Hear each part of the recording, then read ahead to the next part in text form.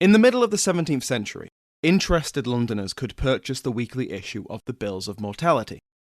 The information in this pamphlet came from parish clerks across the city, which recorded how many parishioners had died over the previous week, who they were, and how they'd perished.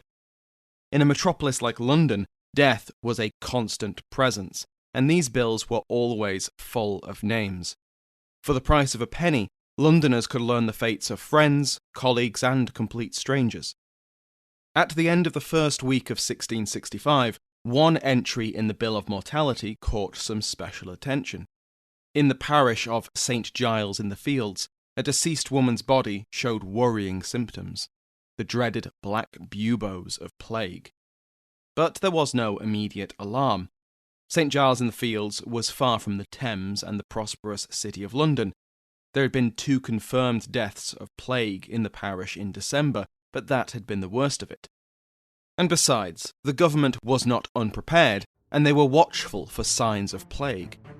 Amsterdam and Hamburg, 2 of London's most important trading partners, had been ravaged by plague since 1663, and special quarantine measures were created to check ships arriving from those cities. Through 1664, as 24,000 people died of plague in Amsterdam, London suffered a few dozen. A scattering of plague deaths in December and January was regrettable, but hardly an emergency. St. Giles was a large parish, a mix of prosperity and poverty.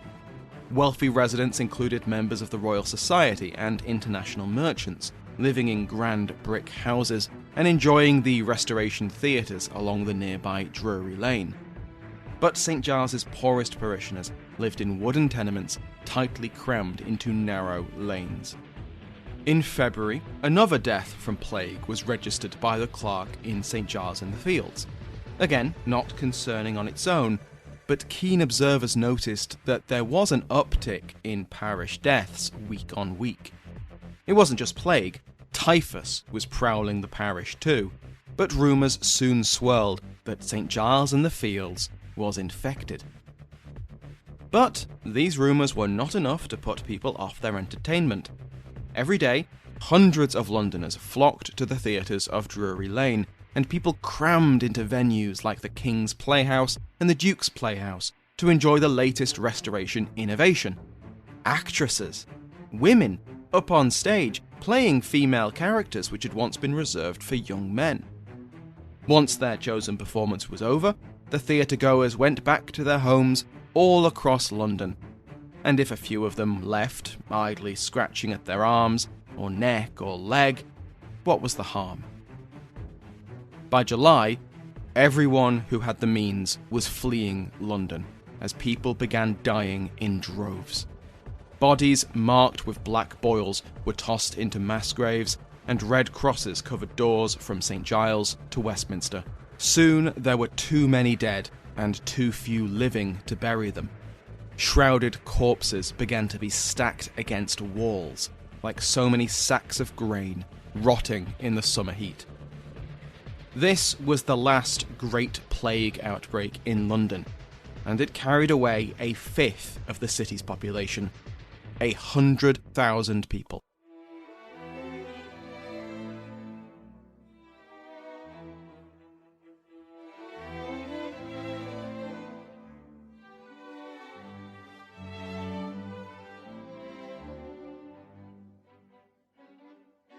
Welcome to Pax Britannica.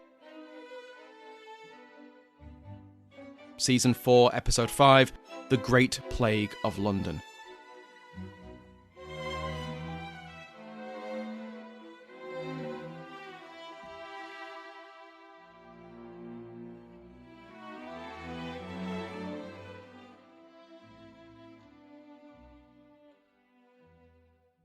Welcome back to Pax Britannica. I'm your host, Dr. Samuel Hume. Last time, we saw the outbreak of the Second Anglo-Dutch War, after the peace between the two naval powers broke down over the first 4 years since the Restoration. The English were determined to break into the West African trade, which was dominated by the Dutch, leading to raids and counter-raids on trade outposts and forts. The Duke of York, Prince James, sent an army to conquer the colony of New Amsterdam, which was then renamed after him as New York. The return of the Navigation Acts and other protectionist trade policies tried to shut the Netherlands out of English colonial trade. The long-standing political contest between the Republican statists and the monarchist Orangists provided a deeply personal, familial source of tension between all these events. Once the war was officially declared, the English Royal Navy won a great victory at the Battle of Lowestoft, aided by divided Dutch leadership. But as the fleet returned to port, they found a country in the clutches of a lethal epidemic, the plague. Plague was endemic to Europe and England, with isolated outbreaks in small villages and towns every few years, and the disease, Yersinia Pestis, was kept alive in animals, wild and domestic. The last time that London had faced a serious epidemic had been in 1625. There had been minor outbreaks in the capital since, in 1630 and 1636, but England and Wales hadn't seen a major epidemic in more than 10 years. The received wisdom was that the return of plague was inevitable. It was something expected with grim certainty once every 2 or 3 decades. So the outbreak in the 1660s was a little bit early.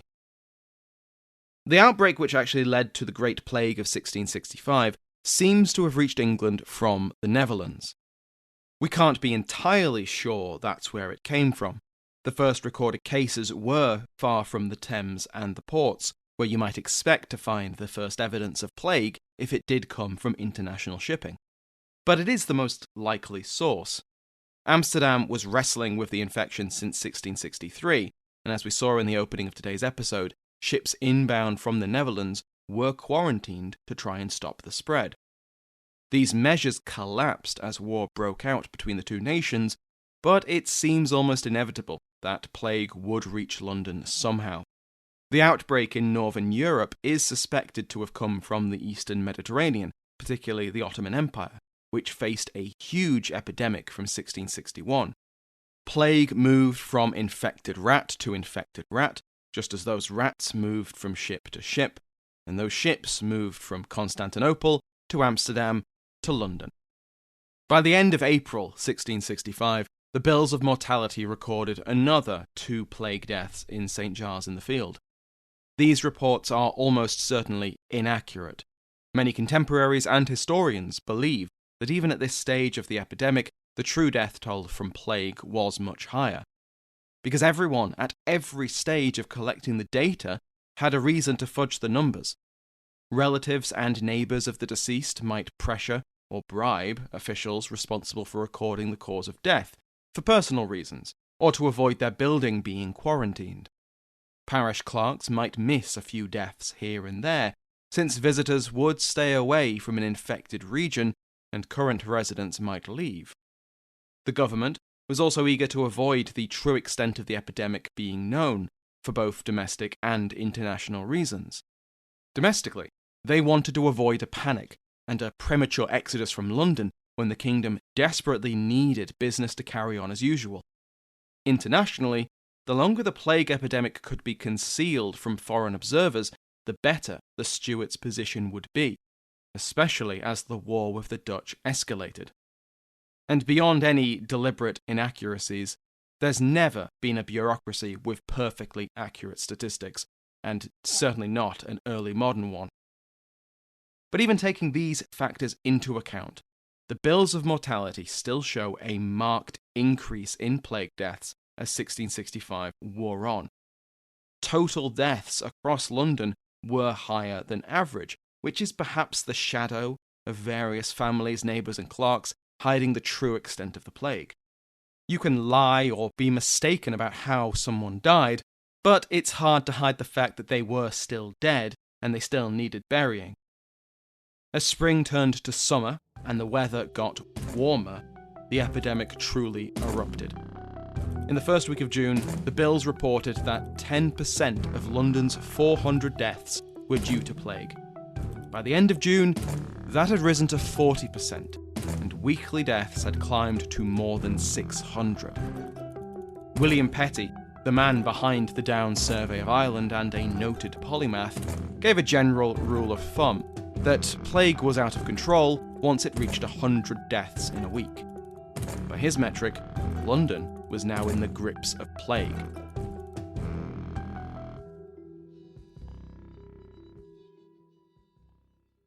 Modern medical science was still in its infancy, and most educated physicians had been trained in the classical Galenic method, based on the work of Hippocrates and Galen.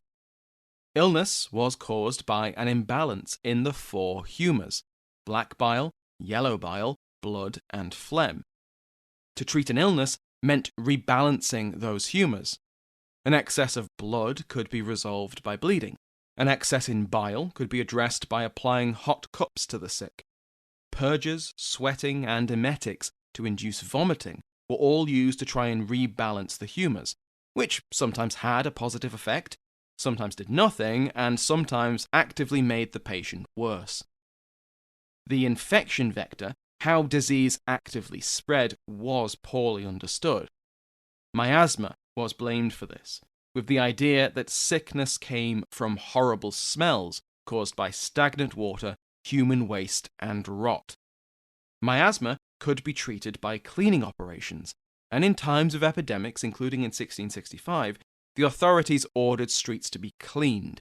Individuals would sometimes use protection in the form of pomanders and posies held up to the nose. These were thought to shield their users from bad, unhealthy smells by covering them up with good, healthy smells. But alongside the Galenic model was 1,500 years of Christian theology, which saw the will of God in everyday events. If saints could miraculously heal the sick, then sinners would naturally develop illness, particularly to match their sins. The 7 deadly sins each had corresponding sicknesses. Pride led to tumours and inflammation. Sloth, dead flesh and leprosy. Gluttony, dropsy and obesity. Lust led to what we'd call sexually transmitted diseases or infections, especially at this time, syphilis. Greed earned a sinner gout. Envy delivered jaundice and fever. Wrath led to frenzy and madness. Some of these make practical sense. Gluttons can gain weight, and sexually transmitted diseases are, self-explanatory. The place of God in these events certainly didn't go away with the Reformation, and as we well know, the role of providence in daily life was taken for granted in early modern England. For example, when the sister of a Calvinist minister, Adam Martindale, caught smallpox which disfigured her face before killing her, Martindale explained this as God's wrath for her vanity, which might have been his way of grieving. Godly figures who fell sick were usually the first to look inward and identify any personal failing which might have caused God's displeasure.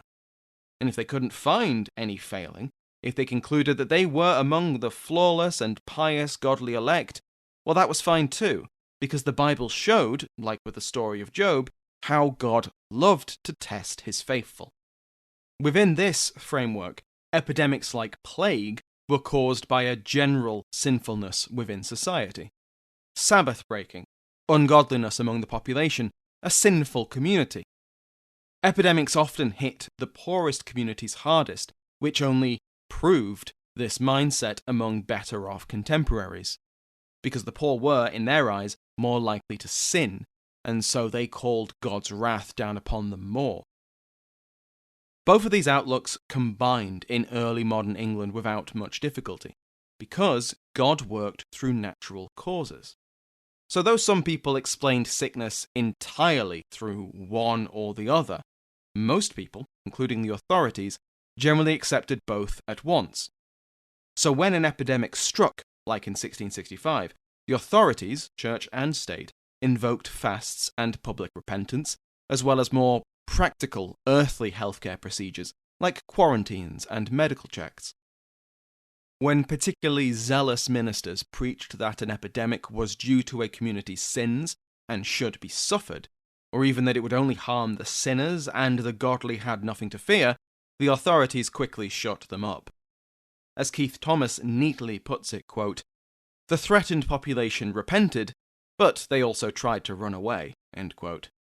God helps those who help themselves, after all.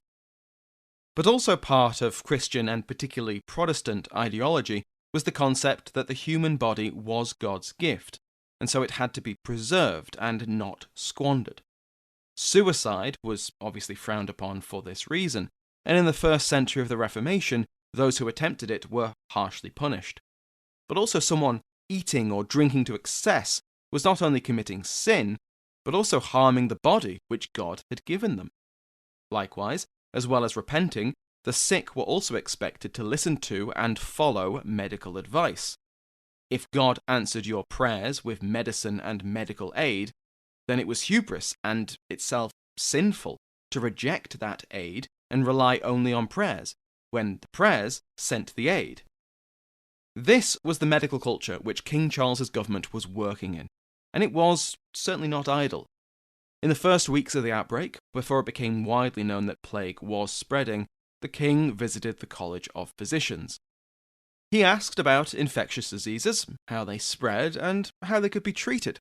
The Privy Council sent out orders to sheriffs and town councils.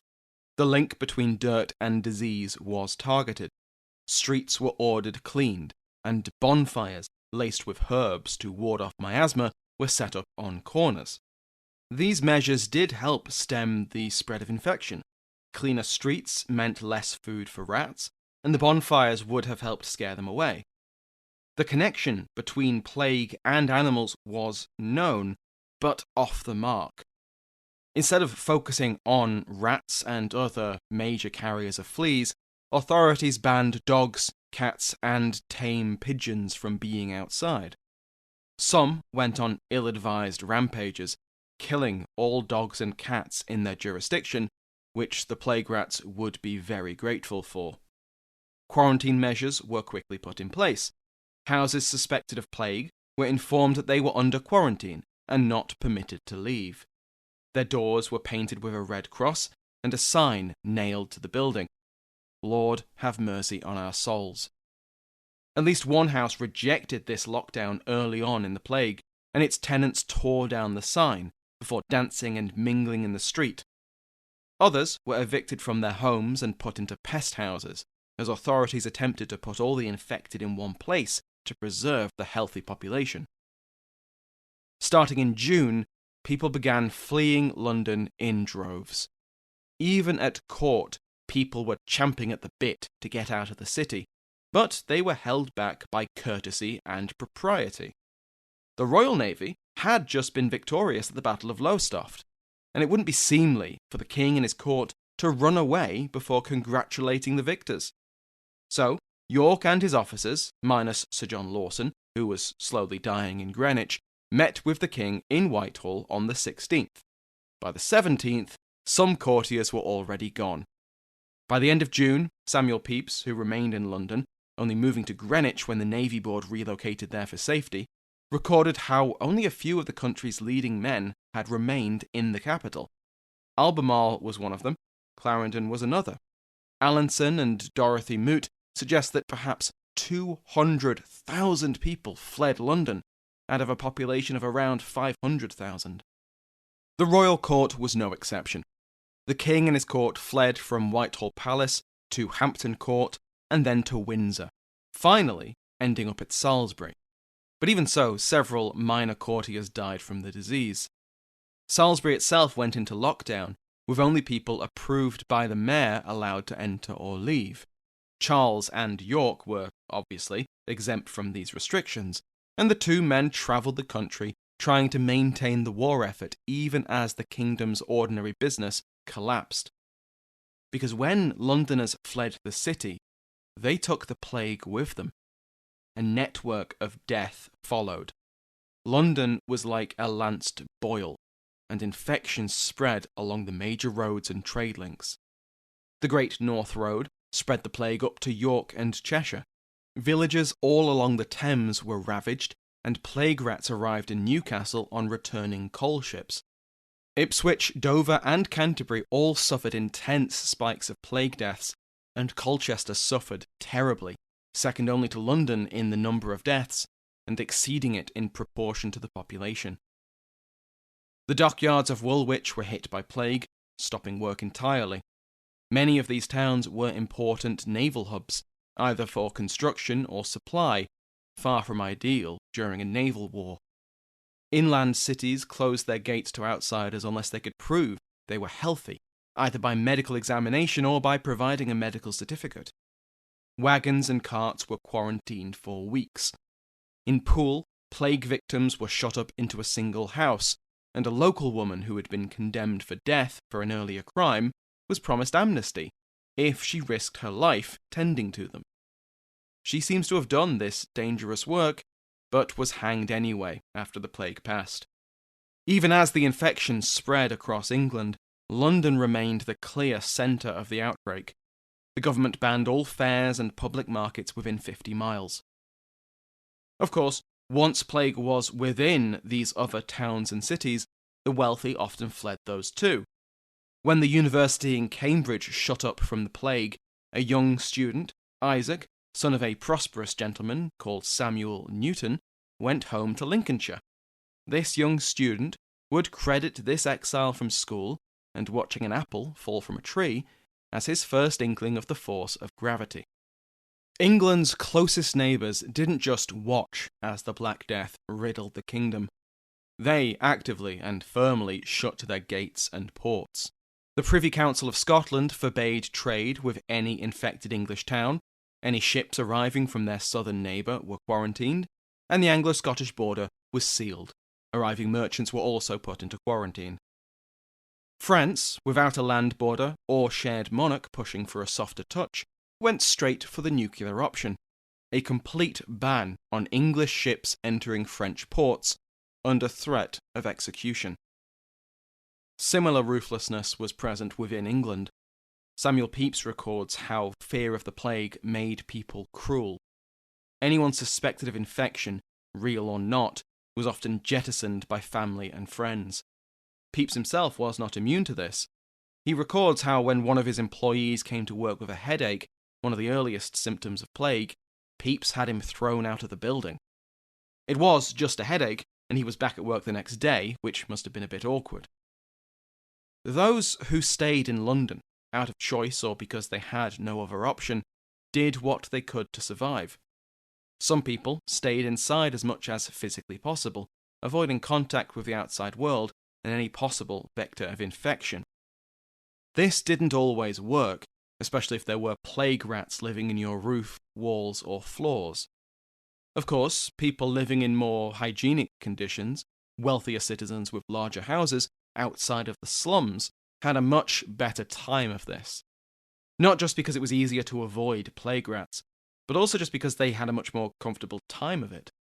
Others, like Pepys, still went about their business, but tried to avoid unnecessary risks, mostly. According to his diaries, Pepys kept conversations in public to a minimum, stayed away from dead bodies, and avoided visiting buildings near houses marked with plague crosses. But he still had his foibles. At one point, he went to watch the gravediggers throw corpses into a mass grave. Another time, Pepys went to visit his affair partner, despite her house being surrounded on all sides by plague crosses. An estimated 100,000 people died during the Great Plague of London in 1665 and 1666, a fifth of its population at the beginning of 1665. Another 200,000 abandoned the capital, leaving only 2/5 of the population behind. It was the greatest depopulation that London had ever seen. Another 100,000 people died elsewhere in England and Wales, with some towns utterly devastated. Colchester lost half its population.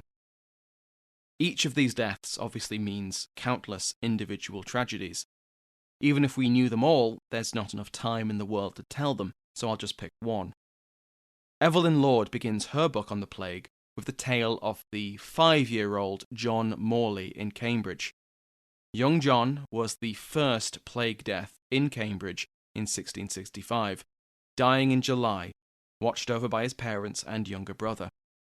That brother was discovered to also be infected, and so he was taken from his screaming parents and shut up in the nearest pest house. He died 2 weeks later, his parents unable to see him, as they'd been quarantined in their house. behind the feared Red Cross. The speed with which the epidemic exploded across the capital and reaped tens of thousands of lives meant that with a grim efficiency, the plague burnt through the bulk of its victims within weeks. Fatalities hit their highest for the week of the 12th of September at 8,297. But from this height, the death rate steadily fell, and after 6 weeks, it had fallen to only 1,388 in the last week of October. It spiked again the following week, but from then on, as the weather got colder, the numbers gradually reduced. London was never a healthy city, even at the best of times, but by the end of November the death rate had dropped to a number similar to before the epidemic. That said, there were only 2/5 of the pre-epidemic population left in the city to die, so it was still a death trap. However, from November, people began to return. The first sorry line of travellers traipsed through the first snows of winter and found a city which proved that their decision to flee had been right. Every churchyard they passed had new hills, each one a mass grave of hundreds, if not thousands, of corpses. Rows upon rows of houses and tenements were dark, lifeless, and their doors daubed with red crosses. The returning Londoners were warned to fumigate any linen they'd left behind, but the plague hadn't gone anywhere. Hundreds more would die after returning to the capital. But over Christmas and into the new year, the death toll fell once again, as the city came back to life. In January 1666, the new Mayor of London, Sir Thomas Bloodworth, formally discharged the public doctors who had been treating the city's sick. But for many contemporaries, the true mark of the end of the Great Plague was the triumphant return of the royal court. Charles arrived in Whitehall on the 1st of February, and he was greeted by bonfires and cheers. Of course, Yersinia Pestis didn't care one bit if a man in a fancy hat was in town, and hundreds died of plague over the following months. But London was healing. Which brings us to the early hours of Sunday, the 2nd of September, 1666, in a bakery on Pudding Lane. The Fariner family, who ran it and slept above the bakehouse, woke up to smoke and flames. A fire had broken out downstairs. When it was finally quenched, 4 days later, the fire had destroyed 13,000 houses, 87 churches, and left 70,000 people homeless. This was the Great Fire of London, and we will cover it next episode. Thank you to my Patreon House of Lords, which has been joined by Earl Howard, Scott Simmons, the Marquis of Tunbridge Wells, Adrian Gahan, Marquis of Windsor, and Thomas Collins, who has been elevated from a Viscount to an Earl. They join my existing supporters, including the King's favourite, Mike Sanders, David Braswell, Duke of Bracewell, Matthew Tufts, the Marquis of Bordentown, and Matt Jenkins, Earl of Kent. Thank you to all of my patrons, who now have access to the first edition of the Britannica Gazette. We covered medicine and personal hygiene in early modern Britain, and looked at the legacy of the Cromwell family name, and found out that Oliver Cromwell was not his legal name. Did you know that? 'Cause I didn't, until a listener's question sent me down the rabbit hole. Go to patreon.com/Pax Britannica for more information, and to send me your questions for the second edition of the Britannica Gazette by leaving a comment on the first edition. Thank you to Sounds Like an Earful for the interval music in today's episode, to my entire House of Lords, and to you for listening.